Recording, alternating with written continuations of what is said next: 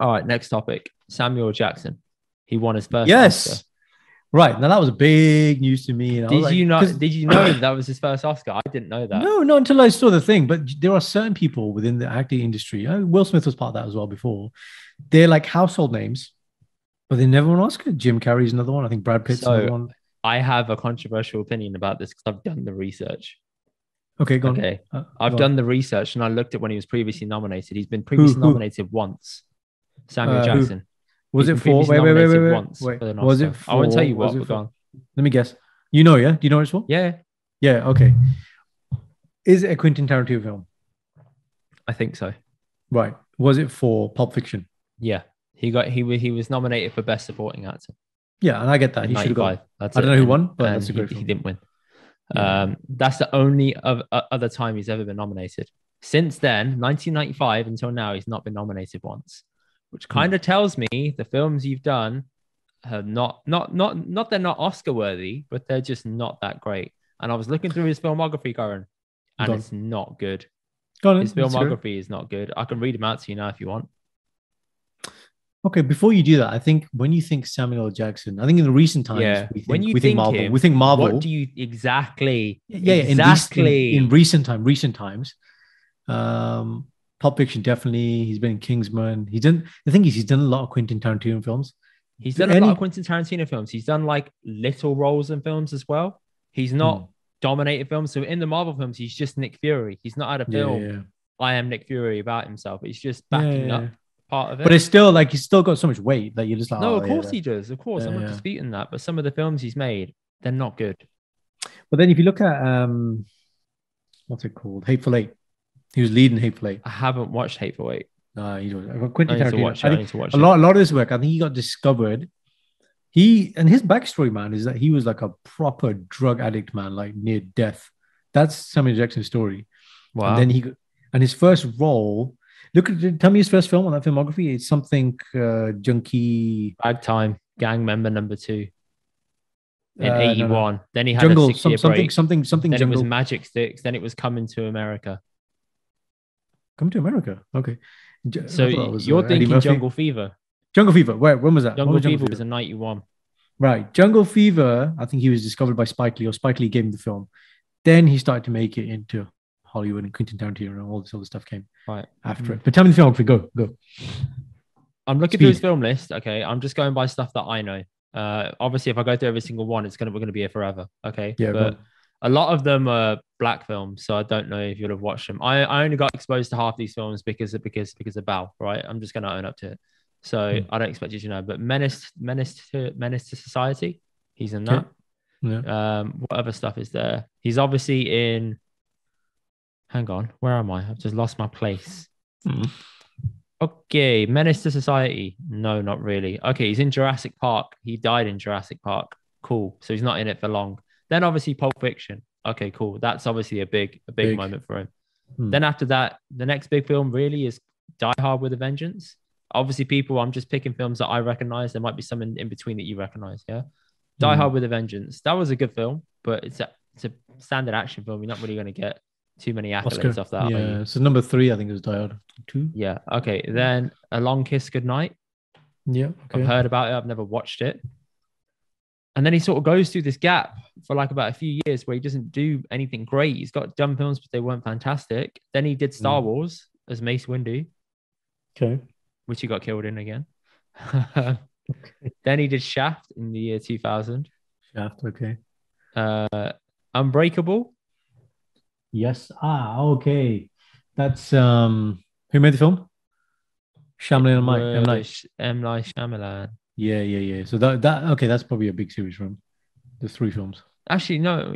Okay, yeah, fine. He is, yeah. Then after that, it was the 51st State. I don't know if you've ever seen this. No. 51st State is a British film that he starred in, which he did very well. I actually really enjoyed it. But it was a British film that was sort of like, I wouldn't say standalone, but it was more like a cult classic. It's probably the best way of describing it. Okay. I'll add that to my Then, sorry, episode 2, I stand corrected. He died in episode 2 of Star Wars. There you go. He got killed in there. Okay. Then he did Triple X, the one with Vin Diesel. Yeah, the action. Kill Bill Volume 2, but he was only an organ player. Okay. The Incredibles. He was the voice of one of Frozone. Yeah. Then you got Coach Carter. Okay. Come on, that's a standout performance.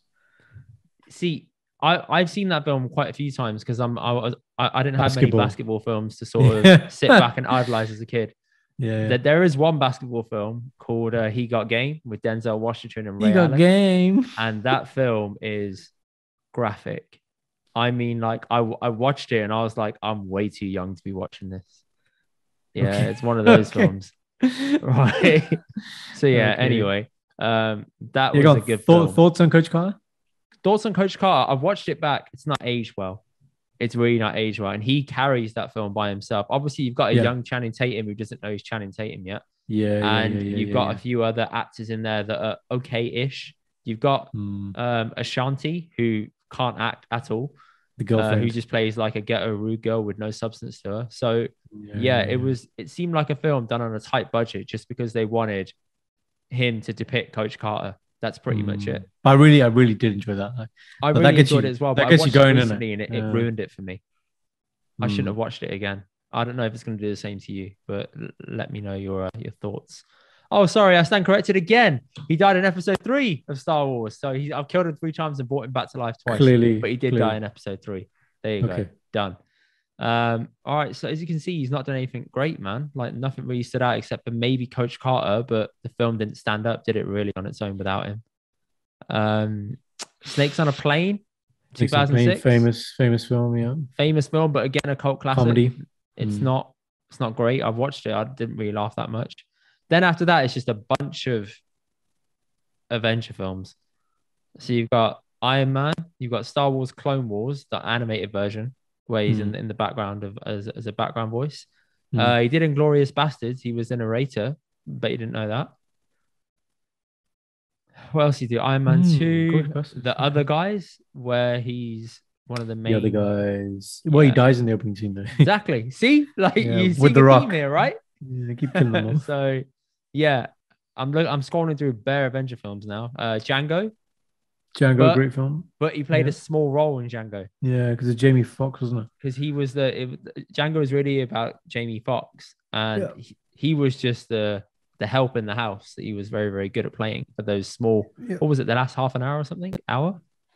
Yep. Yeah. RoboCop, didn't even know he was in RoboCop.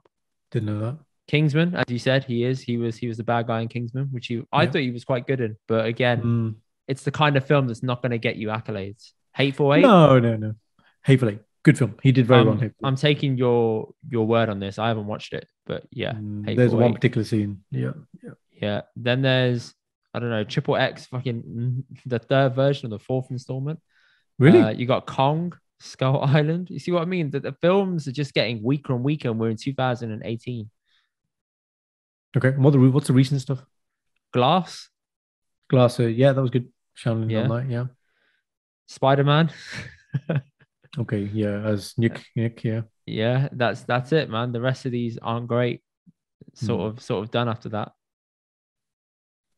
Yeah. So when we started this, your point was so when I started this, so the prize was that not getting an Oscar. Everyone was surprised about him not getting it. Because he's been around so long, that's what it is. But I'm not, because I look at that filmography and I'm like, you've not done anything that's outstanding that deserved that accolade. Unfortunately, like I really wish he does, because I rate him highly as an actor. But I'm looking at it, I'm like, I don't see it in anything. I think it's more of that. I think it's duration, longevity. The expectation is you'll get a Oscar. I think that's what it is. Rather, it's more like he needs like a lifetime. Well, he's obviously got the Oscar now, but some people just need a lifetime award rather than. That's what it's called. It's called the Lifetime Achievement Award, and I was like, what does that actually mean? Is that what the definition of it apparently is the awards that are given for a lifetime achievement, exceptional contributions to the motion picture, arts and sciences, and outstanding service to the Academy. Is that what he won? Basically, is that the Oscar? That's the actual definition of that. No, but is that what he won? That is the particular category of Oscar he won last night? So the category of Oscar he won was a Lifetime Achievement Award. Oh, it was that? It wasn't actually for a film? Oh, okay. No, you actually got it right. It's just a Lifetime Achievement Award. So everyone's like, so you got a participation medal. Yeah. Yeah. The thing is that there's 2 elements to this thing. It's some actors will make films for money. Simple, right? They'll make 5 films a year. They know they're gonna make a lot of money. Like The Rock. Let's say The Rock. Rock is a great example. Rock is not going to win an Oscar, but he's the No, but he's a highest paid blockbuster actor. Yeah, and he's the highest paid in certain years. I think he's been right more than any other male actor. So his goal is different. Yeah. And with both of those two people, they're household names, irrespective. Then you got people like, every film is like that guy, man, Javier Bardem. Chris Rock made the joke, about him and his wife before the Will Smith joke. And when he said that, I was like, every Oscar, this guy is nominated. He doesn't win, but he's won. I think he's won 2. No Country for Old Men and something else. I don't think I recognize him. Have you met him? He was in Skyfall. He's the Betty. Oh, okay. He's yeah. Great actor, man. You watch No Country for Old Men is what he won. He's a killer in there, an assassin. Amazing film, man. Anyway, someone like him is like every film he makes is with the intention that this could be nominated. Almost like he's like the Amir Khan of the Bollywood world. Amir Khan will only make a film if it's got real story and substance. Yeah. And some actors like that. Another one that we both like is Matthew McConaughey. Yeah, of course. Or Daniel Day-Lewis. Like there are some people who just make films and I think Will Smith's a good example. Pursuit of Happiness, for me, that was the film he should have got an Oscar for. Yeah.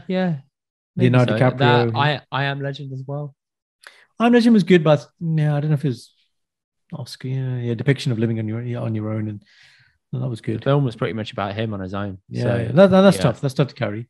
Leonardo DiCaprio is another guy. Although he got it for The Revenant, I think he could have got it for Shutter Island, for example. For me, or he could have got it for even The Wolf of Wall Street. I was watching that with Sam. Wolf of Wall Street. Yeah, I was watching it. And I was like, he did really performance, well man. His role. Yeah. Because it's not easy to. I think it's easy to look at that and think that's easy to act like that. It's not, man. It's really not. Yeah. And Jim Carrey already mentioned he's somebody who I think probably should have won something at some point. Did you know that Samuel Jackson is 73? What? He's 73. What? Look how gracefully he's aged. Blown my mind, man. This guy, like we keep seeing him as Nick Fury, and we're like, man, this guy's gonna be around. Phase 1, phase 2, phase 3, phase 4, phase 20. He's just gonna be there. Still going. He does not. Oh my god! To give you some context here, so then he's 70. Will Smith's 53. I think. How old's Denzel? Denzel 60s. I don't know how old Denzel Do a check. is. Alexa, how old is Denzel Washington? 67. I can't hear that, but anyway. Fine. I heard it, she said 67. Denzel 67 was my god, man. What I did like was how they let Denzel give him the Oscar award. That was nice. That was a nice moment. They're all boys, man. They all know each other. You got like Will Smith calling Denzel D. Thanks, D. This is all boys, isn't it? Yeah. Wow, man. We got some old actors, man. But this is our generation, man. This is the generation of actors that we. It is. Now we're looking at the next generation, and we'll see how they all pan out. Wow, 73. You blow my mind there, man. 73. There you go, man. You're welcome. I hope I blew the listeners' minds as well, guys. If you enjoyed that, please drop us a message and let us know. Let us know your thoughts. I'm dropping these little sprinklers in the middle of the podcast because it's still going on. Yeah, sweet. I thought we finished the podcast. I was like, wow. No. Next moment. See, I got to get in the habit of doing this, Darren, to prompt people. Yeah. Okay, cool.